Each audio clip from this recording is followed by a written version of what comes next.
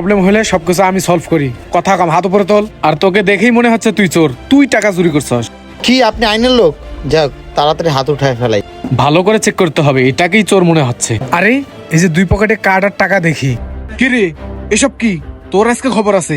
আমি শুরুতেই ভাবছিলাম তুই একটা ফটকা, আসলে তুই একটা ফটকা ছেলে। এসব কি বল আমাকে, বল। এখন আমি কি জবাব দেবো ওনাকে? দেখছেন স্যার, এবার কি আপনার বিশ্বাস হয়েছে কে ভালো মানুষ আর কে খারাপ মানুষ? আর ওরা তো দেখে আমার প্রথমে চোর মনে হচ্ছিল। আর স্যার আপনাকে তো আমি শুরু থেকে বলতেছিলাম, আপনি তো আমার কথা বিশ্বাসই করতেছিলেন না। স্যার আমার কার্ড আর টাকা তো ওই লোকটার কাছে পেয়েছেন, এবার তো আপনার বিশ্বাস হয়েছে যে ওই লোকটাই চোর। হ্যাঁ এখন বিশ্বাস হয়েছে।